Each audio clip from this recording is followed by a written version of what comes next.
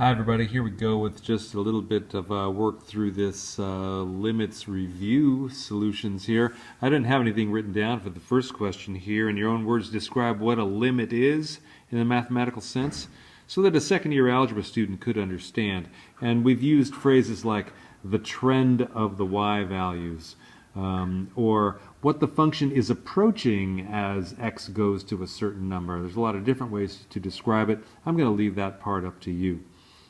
The next question, though, so here is a verbal written out equation. The limit of x squared minus 1 as x goes to 1 from the left side equals 0. That equation looks like this in math symbols. And that equation happens to be true, so if you were Axel's tutor, you might say something like, "Nice job, Axel, you nailed it," because this is actually true. You can actually calculate this by direct substitution. X squared minus 1 is a parabola shifted down 1 unit on the y-axis, and it is a continuous function. There is no problem with just simply putting in this number, positive 1, in for x. If you did that, of course, 1 squared minus 1 equals 0, and so the limit is 0. The y values are going to 0 as x values approach 1. Okay, here's some evaluating some of these limits here. The limit as x goes to infinity of sine of x does not exist because this function just keeps going up and down and up and down and up and down, etc. It never actually is trending towards any particular number. It's oscillating between positive 1 and negative 1. So you can't say the limit exists. It does not trend towards any number. The limit, however, of tangent of x as x goes to 0, that is equal to 0. And you can look at that on a graph of tangent. You can plug 0 into the tangent function. You'll get 0 also. So that one, that again is by direct substitution, as is part C. As x goes to negative 2 in the function 2 to the x, that would be 2 to the negative second. And I would prefer that you write that in its simplest form, 1/4, or maybe 0.25 would work also. But that's what that limit equals. Okay, and next one also you can figure out by direct substitution. The limit as x goes to 3 of x over x squared plus 1. You can just substitute that in there, 3 over 3 squared plus 1. And okay, that's also a continuous function. You can't really even find a number for x to make this go to 0, so you're never dividing by 0 in this function. It's kind of interesting because of that x squared plus 1. Anyway, here's another sort of interesting in its incredibly boring way. The limit of 1 as x goes to negative infinity, well, it's a constant, so it always equals 1. The y values will always be 1 in this function, if you want to call that a function. All right, and it is a function. Anyway, here's the next one. Evaluate these limits here. As x goes to 1, all right, this rather complicated looking rational function, x squared minus 9 over x squared minus 8x plus 15. That can be factored and simplified because there's a factor of x minus 3 in the top and the bottom of this fraction. And so you can simplify that to just x plus 3 over x minus 5. And the value x equals 1 doesn't do anything really dramatic for these expressions. So you can just plug in a 1 there. 1 plus 3 over 1 minus 5, that's 4 over negative 4. That equals negative 1. We could have done that in the beginning as well, just plugged in 1 into this function to see what happens. And you know, it still would equal negative 1. It's just a little bit faster to do this factoring. Plus, it is always a good idea to check for any common factors that this particular x value might cause to go to 0. So it's a good idea to factor and just to check, if nothing else. All right, here's a kind of interesting expression right here, or function. Square root of x plus 5 minus 3 over x minus 4. And it's interesting because we're trying to take the limit as x goes to 4. Any other number would probably not be very interesting because you could just plug it in. But I can't plug in 4 for x because then I'm dividing by 0. It turns out that this function graphs in nearly a flat line with simply, like, there's what some people call a removable discontinuity right there at x equals 4. So Sorry about that. And there's a little gap in the graph, in other words.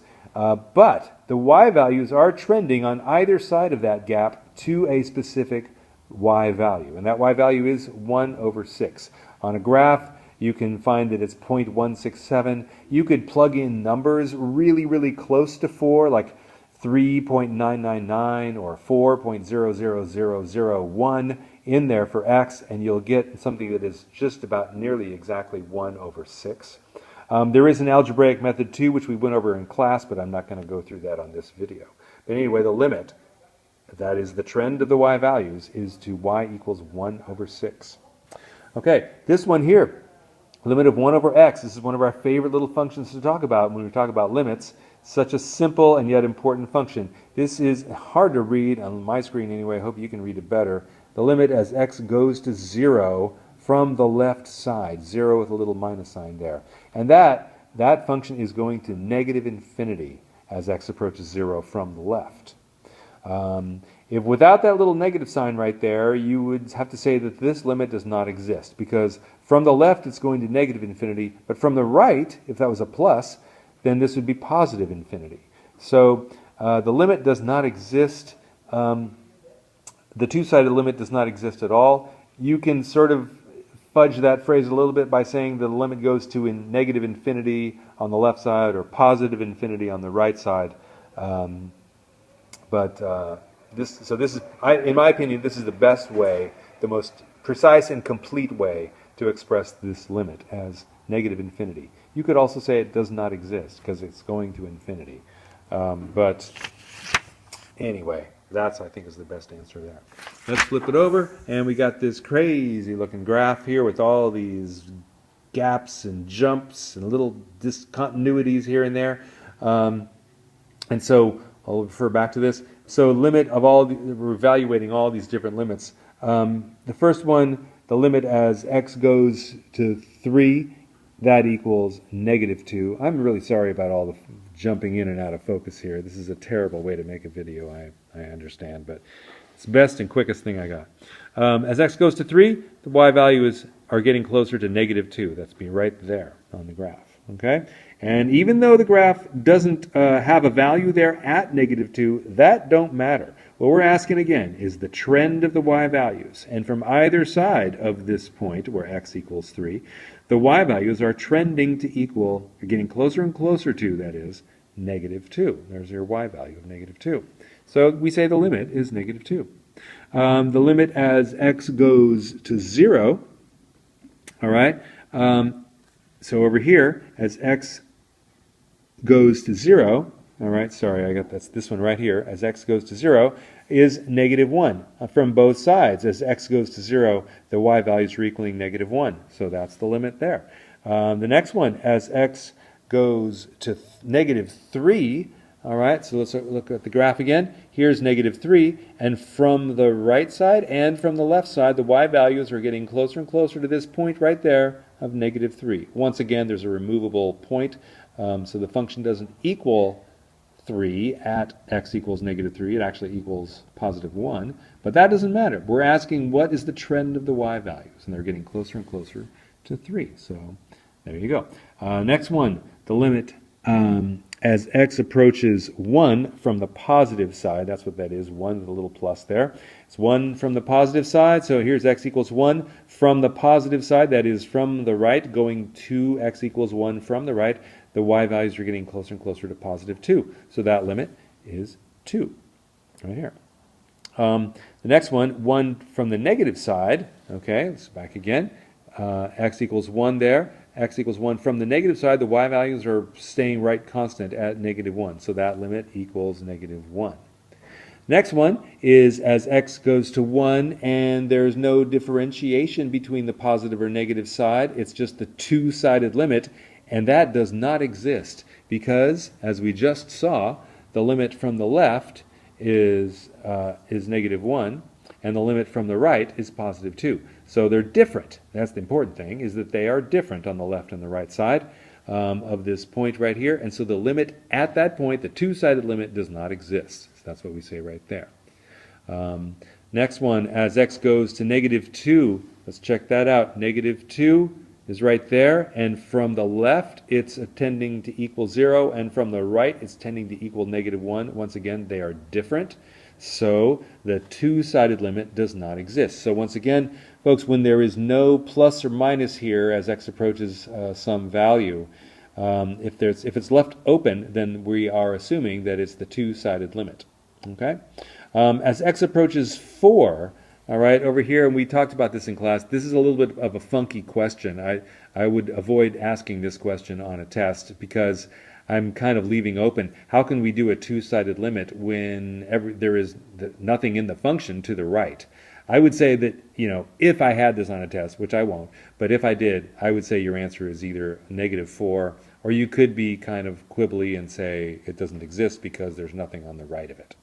But I think in this context, probably the best answer is -4. Not that important. Anyway, this one here, the limit as x goes to 2. Back over here at the graph, there's x equals 2 right there. And you can see it's going right through the point there. It equals 0. That's the trend of the y values. It's right on the curve, or the line and everything. So it's 0. The last one, x as x goes to -2. -2 from the positive side, excuse me, and that equals -1, all right, -2 from the positive side. Here we go from the right going to the left, and that's there's -2, so all the y values are -1. So that limit equals -1. Down here where you're trying to draw a graph to meet all these requirements, this is only one of about several million different kinds of graphs you could draw that meet all these requirements. I know it's kind of hard to see. I've got something going up to infinity there. On the right side of this vertical asymptote here at x equals -1, there's a removable discontinuity in the graph, a little hole in the graph right there, and the point is there. That's what we see in these two statements right here. The limit as x approaches 3 of f of x equals 2. Two-sided limit from the right and from the left side of x equals 3. The limit is 2. So it goes, there's y equals 2, so it's going right to that point. There's a little hole right there, because when x equals 3, that is f of 3, that equals 1. So the function value at that point is +1, even though the limit is 2 on both sides of it. Okay? So other aspects of this, as x goes to -infinity, the function, the limit is +1. So you've got kind of a horizontal asymptote thing going on here. At +1, sorry, this line should be going up kind of like this. All right, sorry, +1. And so that's what it should look like there. Okay? And the limit as x goes to -1 does not exist. So I've got it drawn with kind of this jump on both sides, but there's a lot of different ways that a limit cannot exist. All right, so I think we've covered about everything on this page. I think I'm done. Bye-bye. See you soon.